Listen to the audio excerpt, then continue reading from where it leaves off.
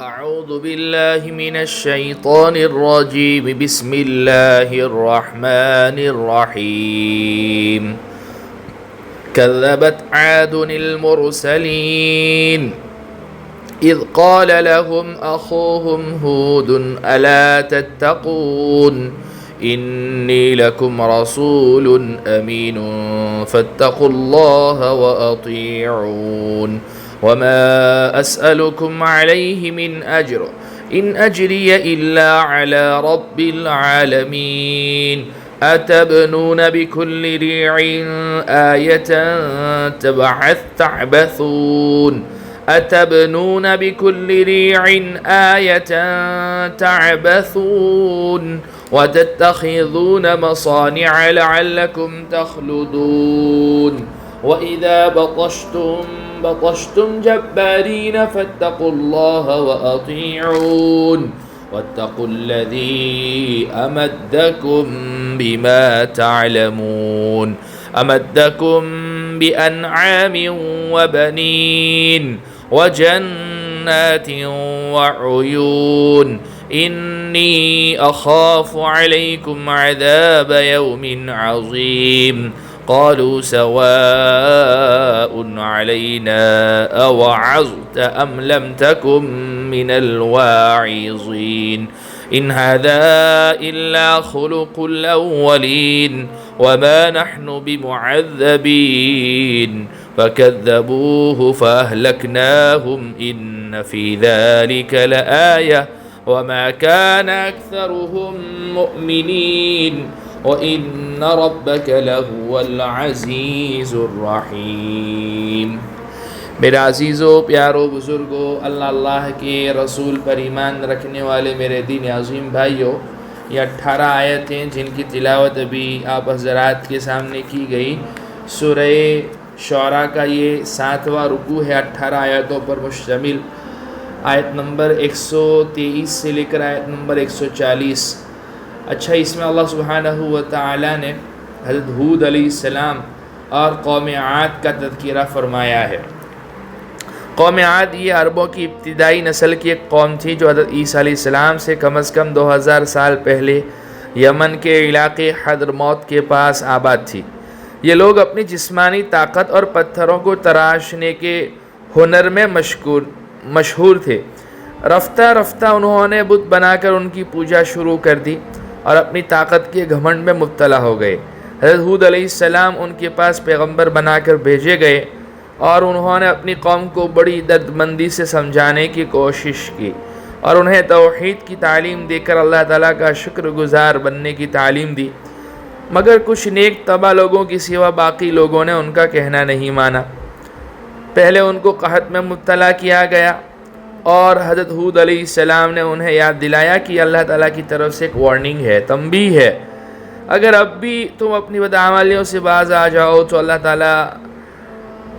تم پر رحمت کی بارشیں برسا دے گا۔ لیکن اس قوم پر کچھ اثر نہیں ہوا اور وہ اپنے کفر و شرک میں بڑھتی چلی گئی۔ آخرکار ان پر ایک تیز و تند آندھی کا عذاب بھیجا گیا جو 8 دن تک متواتر جاری رہا، یہاں تک کہ یہ ساری قوم جو ہے ہلاک اور برباد ہو گئی۔ اللہ سبحانہ و تعالیٰ نے اس قوم کا واقعہ اور تذکرہ جو ہے سورہ اعراف میں، سورہ ہود میں، سورہ مؤمنون میں، اور یہ سورت جو ہماری چل رہی ہے سورہ شعراء، اسی طریقے سے سورہ حامیم سجدہ میں، سورہ احقاف میں، سورہ قمر میں، سورہ الحاقہ میں، سورہ فجر میں بیان فرمایا ہے۔ ان کے مختلف واقعات کی تفصیل انشاءاللہ تعالیٰ ان صورتوں میں آئے گی۔ تو اللہ سبحانہ و تعالیٰ نے قوم عاد کی طرف حضرت ہود علیہ السلام کو پیغمبر بنا کر بھیجا تھا۔ اللہ فرماتے ہیں عاد کی قوم نے پیغمبروں کو جھٹلایا، جبکہ ان کے بھائی ہود نے ان سے کہا کہ کیا تم اللہ سے ڈرتے نہیں ہو؟ یقین جانو کہ میں تمہارے لیے ایک امانت دار پیغمبر ہوں، لہذا تم اللہ سے ڈرو اور میری بات مانو۔ ہود علیہ السلام نے اپنا پیغام جو اللہ سبحانہ و تعالیٰ نے انہیں عطا فرمایا تھا ان تک پہنچایا، اور یہ بھی فرمایا اور میں تم سے اس کام پر کسی قسم کی کوئی اجرت نہیں مانگتا، میرا اجر تو صرف اس ذات نے اپنے ذمے لے رکھا ہے جو سارے دنیا جہان کی پرورش کرتی ہے، یعنی تمہیں جو میں اس توحید کی دعوت دے رہا ہوں تو اس تبلیغ پر میں کوئی اجرت نہیں مانگتا، میرا اجر تو بس اللہ سبحانہ و تعالیٰ کے ذمے ہے۔ اتبنون بکل ریع آیۃ تعبثون، کیا تم ہر اونچی جگہ پر کوئی یادگار بنا کر فضول حرکتیں کرتے ہو؟ فضول حرکتوں کے دو مطلب ہو سکتے ہیں، ایک یہ کہ ہر بلند جگہ پر کوئی یادگار تعمیر کرنے کو ہی فضول حرکت کہا گیا ہے، کیونکہ اس کا کوئی صحیح مقصد نہیں تھا بلکہ محض دکھاوے اور بڑائی کے اظہار کے لیے یہ کام کیا جاتا تھا۔ دوسری تشریح بعض مفسرین مثلا حضرت ضحاک رحمۃ اللہ علیہ نے یہ کی ہے کہ وہ لوگ ان اونچی تعمیروں پر بیٹھ کر یا کھڑے ہو کر نیچے سے گزرنے والوں کے ساتھ طرح طرح کی ناشائستہ حرکتیں کیا کرتے تھے، اس کو فضول حرکت سے تعبیر کیا گیا ہے۔ وَتَتَّخِذُونَ مَصَانِعَ لَعَلَّكُمْ تَخْلُدُونَ، اور تم نے بڑی کاریگری سے بنائی ہوئی عمارتیں اس طرح رکھ چھوڑی ہیں جیسے تمہیں ہمیشہ زندہ رہنا ہے اور کبھی مرنا ہی نہیں ہے۔ قرآن کریم میں یہاں مصانع کا لفظ استعمال ہوا ہے جس کے اصل معنی ہے وہ چیزیں جو کاریگری کا مظاہرہ کر کے بنائی گئی ہوں۔ اس میں ہر طرح کی وہ تعمیرات داخل ہیں جو نام و نمود کی خاطر بڑی شان و شوکت سے بنائی گئی ہوں، چاہے وہ زرق برق محل ہو یا پرشکوہ قلعے یا نہریں اور راستے۔ یہاں حضرت ہود علیہ السلام نے اس طرز عمل پر جو اعتراض فرمایا ہے، دراصل اس کا منشا یہ ہے کہ تم نے اپنی ساری دوڑ دھوپ کا مرکز اس نام و نمود اور شان و شوکت کو بنایا ہوا ہے اور اسی کو اپنی زندگی کا مقصد سمجھ بیٹھے ہو، جیسے تمہیں ہمیشہ اسی دنیا میں رہنا ہے اور کبھی اللہ تعالیٰ کے سامنے پیش نہیں ہونا۔ وَإِذَا بَطَشْتُمْ بَطَشْتُمْ جَبَّارِينَ، اور جب کسی کی پکڑ کرتے ہو تو پکے ظالم و جابر بن کر پکڑ کرتے ہو۔ یعنی ایک طرف تو تمہارا حال یہ ہے کہ نام و نمود کی عمارتوں پر پانی کی طرف پیسہ بہاتے ہو، فضول خرچی کرتے ہو، اور دوسری طرف غریبوں کے ساتھ تمہارا رویہ انتہائی ظالمانہ ہے کہ ذرا سی بات پر کسی کی پکڑ کر لی تو اس کی جان عذاب میں آ گئی۔ حضرت ہود علیہ السلام کی یہ باتیں نقل کر کے قرآن کریم نے ہم سب کو یہ توجہ دلائی ہے کہ کہیں ہمارا طرز عمل بھی اس زمرے میں تو نہیں آتا کہ بس دنیا کی شان و شوکت ہی کو سب کچھ سمجھ کر آخرت سے غافل ہوں اور دولت مندی کے نشے میں غریبوں کو اپنے ظلم و ستم کی چکی میں پیس رکھا ہو۔ ایسا نہیں ہونا چاہیے۔ فَاتَّقُوا اللَّهَ وَاطِيعُونَ، اب اللہ سے ڈرو اور میری بات مانو، اور اس ذات سے ڈرو جس نے ان چیزوں سے نواز کر تمہاری قوت میں اضافہ کیا ہے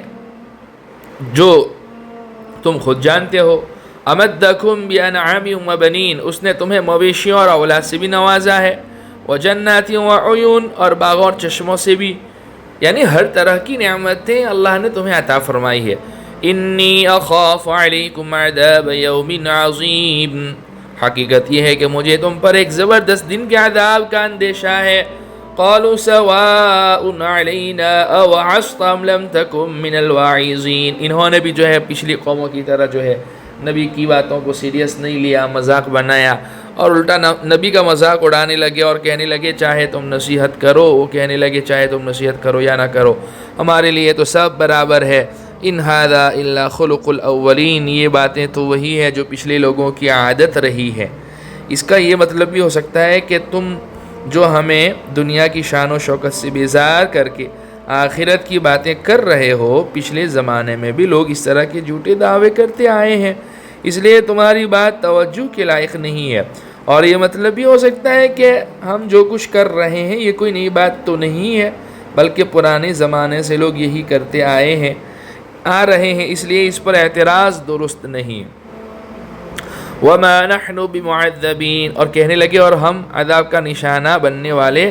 نہیں ہیں۔ فَكَذَّبُوهُ فَأَهْلَكْنَاهُمْ، اللہ فرماتے ہیں الغرض ان لوگوں نے ہود علیہ السلام کو جھٹلایا، جس کے نتیجے میں ہم نے ان کو ہلاک کر دیا۔ یقیناً اس سارے واقعے میں عبرت کا بڑا سامان ہے، پھر بھی ان میں سے اکثر لوگ ایمان نہیں لاتے۔ وَإِنَّ رَبَّكَ لَهُوَ الْعَزِيزُ الرَّحِيمُ، اور یقین رکھو کہ تمہارا پروردگار صاحب اقتدار بھی ہے، بڑا مہربان بھی۔ تو بہرحال اللہ سبحانہ و تعالیٰ نے اس واقعے میں ہود علیہ السلام اور ان کی قوم عاد کا تذکرہ کیا ہے۔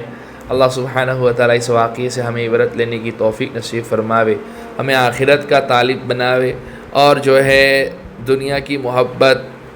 ہمارے دلوں سے نکال دے، ہمارے گناہوں کو معاف فرما دے، اور ہمیں اتنے لمبے سفر آخرت پر چلنا ہے، اس کی تیاری کرنے کی، ساتھ اپنے توشہ لے جانے کی توفیق نصیب فرماوے۔ اللہ سبحانہ و تعالی ہمیں توبہ نصوح عطا فرماوے، غسل توبہ کی توفیق عطا فرما دے اس سے پہلے کہ ہمیں غسل جنازہ دیا جائے، اور اللہ سبحانہ و تعالی پچھلے